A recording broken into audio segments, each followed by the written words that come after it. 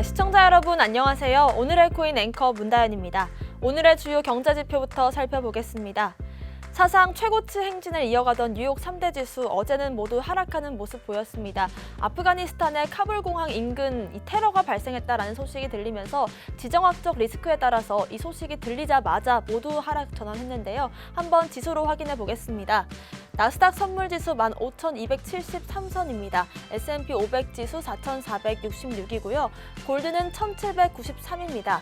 테슬라는 1%대 하락, 코인베이스는 3%대 하락 마감했습니다. 비트코인 달러 기준으로 46,590달러에서 거래되고 있습니다. 46,300달러 선까지 다녀왔는데요. 주요 암호화폐 시황도 보겠습니다. 네, 비트코인 점유율은 44%대입니다. 전체 시총도 2조 달러 밑으로 내려가는 모습이고요. 한화 기준으로 5,489만 원에서 거래되고 있습니다. 지금 비트코인 방향을 잡는 중요한 시점으로 보입니다. 비트코인에 따라서 암호화폐 시황의 흐름들도 따라가고 있는 모습인데요. 46,000달러 선을 지켜주면 추가 상승 전환을 할 가능성이 있고 46,000달러를 내어줄 경우에는 하방 가능성이 조금 더 크다라는 전망이 우세한 상황입니다. 46,000달러를 깬다라고 한다면 43,000달러까지 다시 내려갈 수도 있겠고요. 24시간 기준으로는 매도세가 더 유세한 상황입니다. 지금 가장 중요한 이벤트는 오늘 있을 잭슨홀 미팅이 되겠습니다. 잭슨홀 미팅의 결과는 지금 예의주시하고 있는 모습인데요. 한번 나중에 또 결과를 체크해 보도록 하겠습니다. 이슈도 살펴보겠습니다. 네, 미국에서 암호화폐 관련 TV쇼를 제작할 예정입니다. 유투데이에 따르면 미국에서 암호화폐 관련 TV쇼가 제작될 전망입니다. TV쇼의 명칭은 Hold on for Dear Life로 총 10부작인데요. NFT 관련된 쇼를 할 예정이라고 합니다. 미국 TV 프로그램인 프로듀서 롭 와이스가 감독을 맡았는데요. 수익금의 일부를 FDL 토큰으로 바꿀 것이다 라고 말했습니다. FDL 토큰은 증권형 토큰 발행 플랫폼인 시큐리라이즈에서 사용 가능한 토큰입니다. 일단 이렇게 TV 프로그램의 이름을 살펴보면 Hold on for Dear Life라고 번역을 해보자면 믿음의 자본이라는 뜻입니다. 그리고 NFT를 이제 중심적으로 다룬다고 하니까 NFT 열풍이 이 정도구나 하는 생각도 들었는데요. 두 번째 이슈로 넘어가 보겠습니다. 네, 트론이 쇼핑 IO와 파트너십을 맺었습니다. 결제 옵션에 트론 토큰을 추가한다고 밝혔습니다. 네, 암호화폐 결제 플랫폼 쇼핑 IO가요. 트론과 파트너십을 맺었습니다. 그리고 결제 수단에 트론 토큰을 이제 추가했는데요.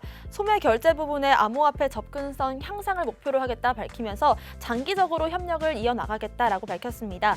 트론 대표인 저스틴 선은 쇼핑 IO가 사용자들에게 포트폴리오에 대한 실제 응용 프로그램을 제공하면서 파트너십을 통해서 아마존, 이베이 등 주요 전자상거래 웹사이트에서 트론 결제가 가능해질 것이다 라고 전망을 하기도 했습니다. 트론도 이제 결제 코인으로서의 이제 활용성을 높이는 것 같습니다. 그리고 마지막 말이 인상 깊은데요. 어쩌면 트론의 저스틴 선도 아마존, 이베이에서의 결제를 원하고 있구나 라는 생각이 듭니다. 마지막 이슈도 살펴볼게요. 블룸버그가 SEC는 10월 비트코인 선물 ETF를 승인할 것으로 보인다라고 전망했습니다. 네, 블룸버그에서 오는 10월 미국 SEC가 비트코인 ETF를 승인할 것으로 보인다라고 보도를 했습니다. ETF 애널리스트인 에릭 발투나스와 제임스 세이파트가 시장 전망 보고서를 통해서 비트코인 선물 ETF를 10월로 점쳤는데요. 그 이유는 지난주 바네크와 프로셰어스가 제안한 이더리움 선물 ETF가 취소가 되면서 승인 철회가 반대로 비트코인 ETF의 승인을 받아들일 수도 있다라고 전망을 한 것입니다. 이르면 오는 10월 비트코인 ETF 심사가 진행될 수 있다라고 기대를 보였는데요. 그동안 다수 금융사에서 유사한 비트코인 선물 형태를 심사 청구한 만큼 긍정적인 기대를 볼 수 있다라고 희망을 내비쳤습니다. 일단 한마디로 정리해보자면 지금까지 SEC에 신청서를 제출한 ETF는 10개 정도가 됩니다. 그런데 이더리움 심사를 해봤을 때 왠지 승인이 될 것 같지 않으니까 신청 철회를 한 건데요.